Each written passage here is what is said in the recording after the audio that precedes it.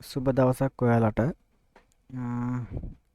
ඔයාලගේ PC එකත් ඔන්න වෙද්දි ගොඩක් ස්ලෝද? ඔයා මේ වෙනකොට SSD එකකුත් අප්ඩේට් කරලා තියෙන්නේ. ඒත් Windows startup එක ටිකක් ස්ලෝද? අන්න ඒක ගැන කතා කරන්න තමයි අද වීඩියෝ එක මම කරන්නේ. අ, මොකද්ද මේ හේතුව කියලා දැනගන්න ඔයා කැමතිද? එහෙනම් අපි අද වීඩියෝ එකට යමු. හරි. අ, අපි මුලින්ම කරන්න ඕනේ ඔයා අපි යන්න ඕනේ control panel එකට. හරි. මගේ මේ කලින් මම සර්ච් කරලා තියෙන තමයි උඩින්ම පෙන්න control panel එක. ඒක ඉතින් ඔයාලට මෙතනින් ටයිප් කරලා එතන පෙන්නන්න නැත්නම් ඉතින් control panel එක කියලා control panel කියලා ටයිප් කරපුවම මෙතන උඩට මේ එනවා control panel එක. හරි. ඔයා ඊට පස්සේ ඒක ඇතුළට යන්න. control panel එකට යන්න. ඊට පස්සේ ඔයාට පෙන්නන්නේ මෙන්න මේ විදිහට. ඔයා මුලින්ම ඒ කියන්නේ first time මේ control panel එකට යද්දී ඔයාට පෙන්නන්නේ මෙන්න මේ වගේ. ඒ කියන්නේ ලොකු icon වලින් තමයි පෙන්නන්නේ. හරි. ඔයා ඒක මෙතනින් වෙනස් කරගන්න. මෙතන view by කියලා. එතනට ගිහිල්ලා එතනින් එතන සිලෙක්ට් කරගන්න small icon කියන එක. right. small icon කියලා සිලෙක්ට් කරගත්තට පස්සේ ඔයාට පෙන්වනවා මෙන්න වගේ අපේ PC සිටින් ඔක්කොම මෙතන පෙන්වනවා ඊට පස්සේ පොඩියට small icon වලින්. එතකොට ඔයාට මෙතන ඊට පස්සේ අපි යන්න ඕනේ.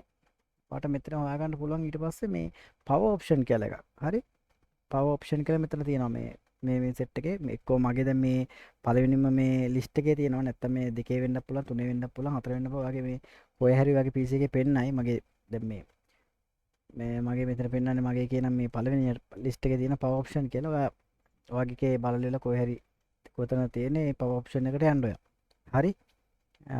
power option එකට ගියාට පස්සේ මෙතන තියෙන බැලන්සඩ් කියලා. ඒක රෙකමන්ඩ් කරලා තියෙන්නේ බැලන්සඩ් කියන එක.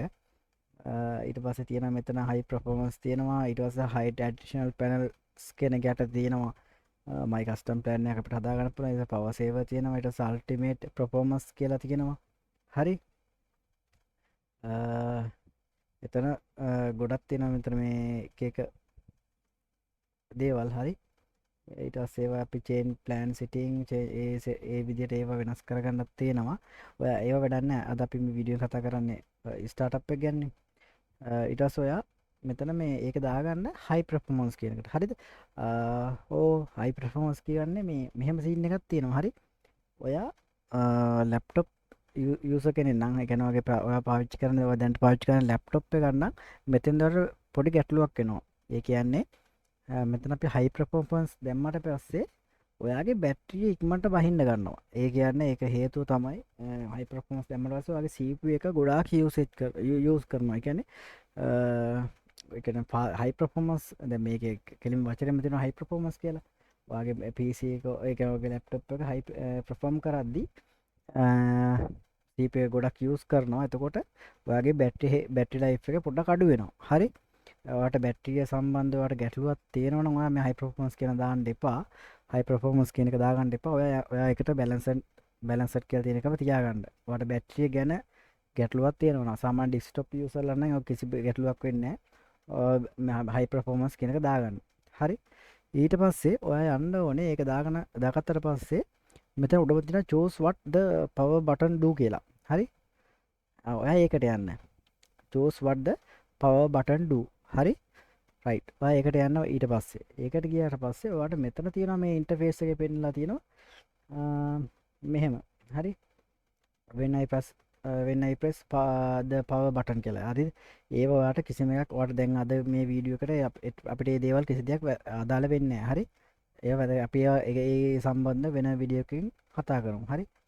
ඔයාට දැන් මේක ස්ටාර්ට්අප් එක ෆාස්ට් කරගන්නනේ අවශ්‍ය. එහෙනම් අපි කරගන්න ඕනේ දැන් මෙතන තියෙනවා මේ ඔයාලට පේනවා මෙතන හයිඩ් වෙලා තියෙනවා මෙහෙම කතන්දරයක්. ඒ කියන්නේ turn on fast startup කියලා. ඒක රෙකමන්ඩ් වෙලා තියෙන්නේ. අපි ඒක එහෙම තියෙනවා ඒ වුණාට අපේ මෙතන ඒක highlight වෙලා නැහැ. ඒ කියන්නේ ටික් එකක් වැටලා නැහැ මෙතනට. හරි. මේක මේ හැබැයි අපිට දැන් මේවා වෙනස් කරගන්නත් බෑ මෙතනින්. මේ ඔක්කොම hide වෙලා තියෙන්නේ. හරි. ඔයා ඒකට ඔයා කරන්න ඕනේ මේ උඩම තියෙනවා change setting that are currently unable කියලා. හරි. ඔයා එතනට ඒකට යන්න. මේ මගේ කර්සර් එක ඔයාලට පේනවා ඇති මේ උඩ තියෙන්නේ නිල් පාටි. අන්න ඒක ඔයා ක්ලික් කරන්න එකපාරක්. හරි. ඒක ක්ලික් කරාට පස්සේ ඔයාට මෙතන දැන් මේ ටික අර හයිඩ් වෙලා තිබ්බ ටික ආයේ මෙතන පෙන්වනවා අපිට වෙන චේන්ජ් කරගන්න පුළුවන් විදිහට. හරි. මේ අපිට මේ ඩොට් ටික මේ ටික් ටික අයින් කරගන්න පුළුවන් මෙතනින් මේ විදිහට. හරි. ඔයාට දැන් මේක දැන් ඔයාට පුළුවන් මේ turn on fast startup කියන එක ඔයාට දැන් පුළුවන් මේක on කරගන්න. හරි. ඊට පස්සේ on කරලා ඔයාට ආයෙ වෙන මොකුත් කරන්න නැහැ. ඔයාට කරන්න තියෙන්නේ මෙතන save change දෙන්න. හරිද? save changes කියලා තියෙන්නේ මෙතන. save changes දෙන්න. right? ඒක save changes කරලා මෙතනින් ඔයාට පුළුවන් මේක close කරලා දාන්න.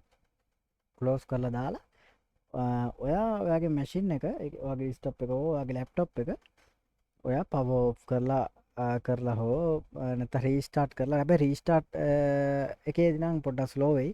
මොකද රීස්ටාර්ට් මැෂින් එක රීස්ටාර්ට් වෙද්දී පොඩ්ඩක් දෙපාරක් තුන් පාරක් විතර ලෝඩ් වෙන්න ගන්නවා. ඔයා SSD එකක් අප්ඩේට් කරලා තියෙනවා නම් මේක ඇත්තටම ගොඩක් ෆාස්ට්. ඒ කියන්නේ ඔයාලට ලෝඩ් වෙන්නේ නැති තරමට මේ එකපාරට වගේ ස්ක්‍රීන් එක එනවා.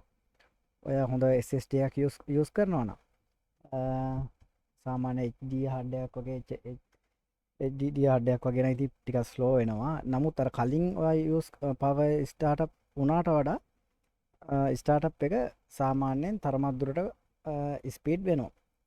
SSD ගන්න ආයි කතා කරන්න දෙයක් නැහැ.